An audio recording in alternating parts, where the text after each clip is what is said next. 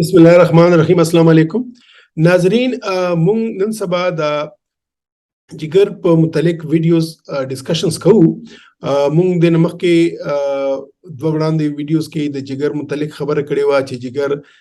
ولې اهم دی، جګر کوم بدن کې کوم ځای موجود دی، د دې څنګه ساخت دی، دا څنګه جوړ دی. بیا په دویمه ویډیو کې موږ د دې مختلف کارونو باندې ډسکشن وکړو چې د څه کارونه کوي، د دې فیکټری په تور څنګه د دې اهمیت دی. نن به موږ په دې ویډیو کې ډسکشن کوو چې زموږ په سوسایټي کې، زموږ په ملک کې د جګر کومه بیماری دي چې هغه ډېر عام دي او د هغې نه جګر مسلې مونږ وینو، زموږ مریضان مونږ ته راځي او کومې بیماری دي. هغې کې به هسې خو ډېر زیات بیماری دي، په څونو بیماری دي چې هغه جګر ته کېږي، هغه جګر هغې کې مسله جوړېږي. خو زه به چې کومې ټاپ څلور بیماری دي یا څلور ګروپس دي په هغې به نن تاسو سره ډسکشن کوم، او بیا به انشاءالله په راتلونکو ویډیوز کې په دې یو ګروپ باندې موږ مزید ډسکشن کوو او په هغې به بحث کوو چې دا څنګه دی او د دې نه ځان موږ څنګه ساتلی شو.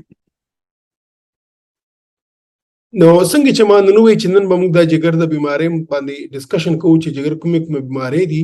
او د دې بیمارو کې بیا څنګه د جګر باندې اثر راځي. ناظرین، دا خو موږ د لومړنۍ ویډیو نه ګورو چې د جګر کوم بدن کې کوم ځای کې پروت دی، د دې څنګه شکل دی، د دې لوبس دی او د دې څه اهمیت دی. موږ دا ډسکشن وکړو. موږ دا وایو چې جګر چې دی دا یو فیکټری په تور باندې کار کوي بدن کې، چې څنګه زموږ په ښار کې زموږ د پاره فیکټری وي، فود پروسیسینګ فیکټری وي چې هغه کې خام مال راځي، هغې نه مختلف څیزونه جوړیږي، هلته سټور کیږي او بیا چې کله مارکیټ کې ضرورت راځي نو هغې سپلای کیږي. بالکل جګر هم داسې رول دی. نو بیماری کې چې ټول نه اړومنې یا ټولو نه خطرناکه یا ټولو نه عام بیماری نه صرف په پاکستان کې بلکې ټوله دنیا کې چې دی هغه د فیټي لیور یعنی جګر کې دا چربي جمع کېدل، چې جګر کې چربي جمع شي. ما چونکې د ستاسو وی دا جګر چې دی کې عام حالت کې د 5% نه کم چې دی هغه د کې چربي وي ډېر کم مقدار وي، ځکه چې څومره هم د چربي دې ځنه د کولمو کې هضم کیږي، هغه د پورټل وین په ذریعه باندې جګر ته راځي، دلته پروسس کیږي او که بدن دومره پکار نه بیا دلته سټور کیږي. عام حالت کې چربي چې دا هغه بدن ته ډېره کمه پکار وي. نو که موږ د خپل د ریکوایرمنټ نه زیاته چربي وخورو، غوړ څیزونه، چربی یا نه د مطلب غټه غوښه یا نور دا څیزونه موږ وخورو، یا مونږ ګرځو راګرځو ډېر نه، مونږ انرژي ډېر نه استعمالو، نو هغه څومره چې چربي تلې ده هغه چونکې بدن ته خو دومره پکار نه وي نو هغه په جګر کې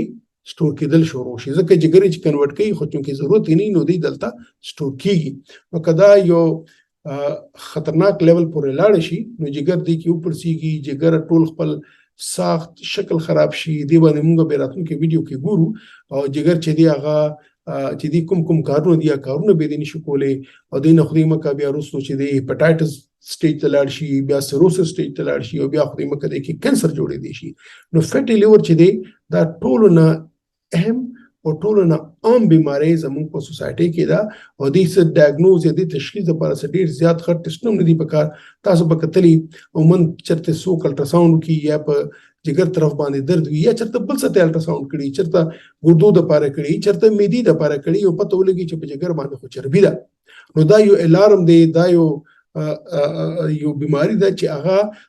چې جګر چربی ډېر وخت پورې پته نه لګي، چې کله پته لګي نو د خپل دننه نقصان کړي. نو فیټي لیور چې دی عام حالت کې چې په الټراساونډ کې تاسو ته فیټي لیور یا د جګر چربي ښکاري نو دی باندې غلي کېږي. ما دا یو بیماری ده. پکار دی چې تاسو ډاکټر ته لاړ شئ، ډاکټر تاسو اسسمنټ وکړي، ډاکټر تاسو وګوري چې د جګر د چربۍ نه مسله خو جوړه شوې نه ده او که مسله جوړه شوې ده نو د دې څه حل پکار دی، ځکه که دې حل ونه کړي د دې بیا علاج یا دې سم ترکیب جوړ نه کړي نو دې نه خدای مکه کرونیک هیپاټایټس، بیا سیروسس او بیا لیور کینسر جوړېدی شي. او موږ نن سبا مریضان ګورو چې هغوی نه خو هیپاټایټس بي وي، نه سی وي، نه بل څه وجې، خو د هغې جګر کې چربي وي او د هغې نه چې دی کینسر جوړ شوي. نو دا یو اهمه او ډېره عام بیماری ده او موږ د دې د پکار دی چې صحیح توجه ورکړو. دویمه چې کوم ګروپ اف ډیزیزز دي یا بیماری دي هغې ته هیپاټایټس وایي یا سوزشي جګر وایي. د دې عام وجه خو چې دي هغه هیپاټایټس وایرل ډیزیزز دي چې هغې کې هیپاټایټس A، B، C، D او E پنځه لفظونه دي، نو د پنځه لفظونه A B C D E دا پنځه وایرل ډیزیز دي چې کومه کې هپاتایټس کېږي. A او E چې کوم دی د کنارو والا دا د اوبونه یا د سیوریج اوبونه یا خوراک نه کېږي. نن سبا بارانونه شوي دي، سیلابونه راغلي دي، نو د A او E نن سبا کافي زیات شوي دي، ماشومانو کې مشرانو کې موږ ته راځي او موږ ته ډېر کیسونه راځي. نو A او E چې دی دا کافي زیات شوي دی او خو دې کې ښه خبره دا ده چې دا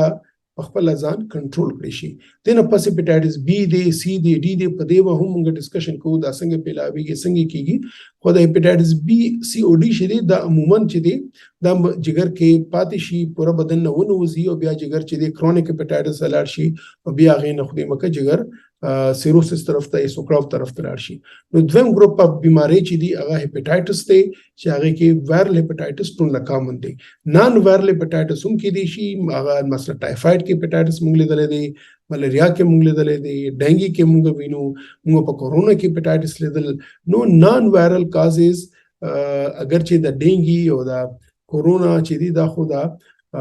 وایرل ډیزیزز دي، او نان وایرل کې چې راځي وستاسو دی انټریک راځي، ټایفاید راځي او ملیریا راځي. دینه پس چې دی سیروسس دا دریم ګروپ اف ډیزیز دی. دا بنیادی تور باندې دا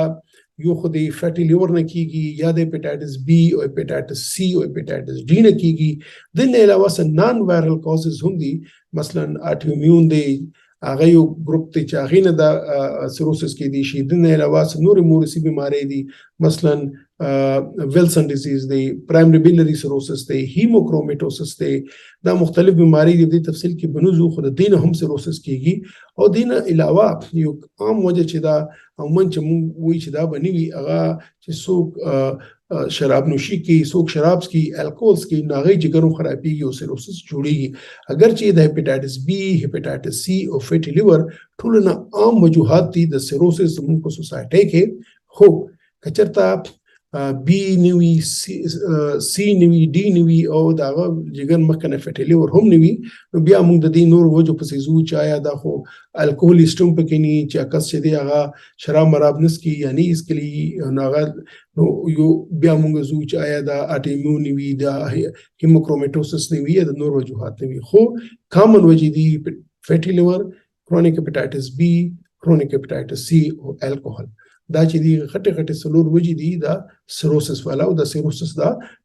دریم ګروپ ته د دې جګر بیماری والا. او بیا چې کوم د څلورم ټول خطرناک بیماری دا هغه د لیور کینسر یا د جګر کینسر، د جګر سرطان. دا ټول نن سبا بدقسمتۍ سره د لیور کینسر کیسز یا دا مریضان ډېر زیات را روان دي.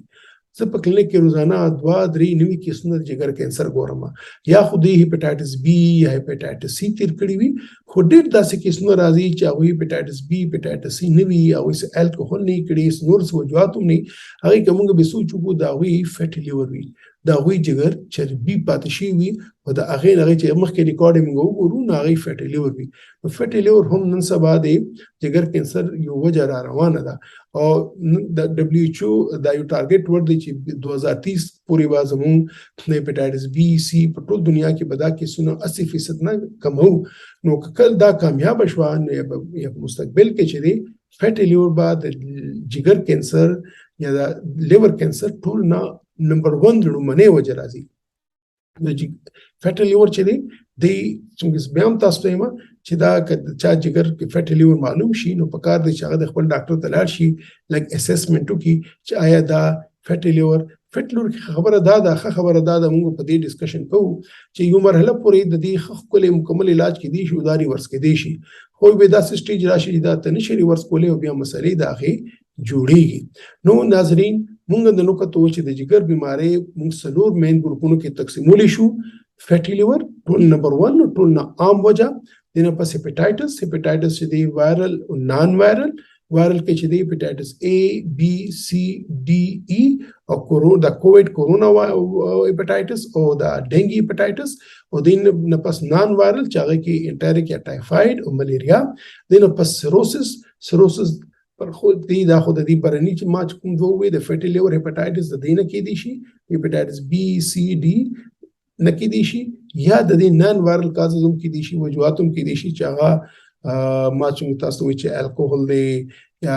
د فیټي لیور دی یا نور مورثي بیماری دي او دینه پس لیور کینسر چې دی ډایرکټ د دې سیروسس نه پس یو پیچیدګي ده همغه دهم کتلې ده چې لیور کینسر سیروسس بغیر هم شي کله کیږي عموما یا خدا د مسالو کې افلاټاکسنز دی دینه کیږي یا چې کوم خوراکونو کې د کیمیکل استعماليږي ذایقو د لپاره یا د هغه سټوریج د لپاره چې دا فریز خوراکي یو دا خوراک چې دی چې لګزار ټمپر پاتې شي دا غي ذرات هم چې دی هغه کیمیکلز هم چې دی جګر یا لیور کینسر کې دی شي موږ دا کیسونه کتلې دي ځکه موږ همیشه وایو چې تازه او فرش خوراک استعمالوي او د ټین خوراک چې دی دا عموما نقصان دی کیږي دغه چې کوم د جنک فودز دي هم نقصان دی کیږي نو چې کومه کې دا آرټیفیشل ذایقې ملاو شوی دا خوراکونه هم نقصان کولی شي او دا جګر د کینسر او د جګر بیماری وجه کېدی شي ناظرین نن ویډیو کې موږ د مختلف بیماری یو لیست جوړ کوو موږ د معلومه کړه چې کوم بیماری د جګر ته لګېدی شي ان شاء الله راتلونکو ویډیو کې بیا موږ د دې یو وجه خلو په هغه بل ډسکشن کوو چې دا بیماری څنګه کیږي او د دې نه چې څنګه موږ ځان بچ کولو شو هغه وخت پورې تاسو ته اجازه غواړم ان شاء الله بیا ملایګو بل ویډیو کې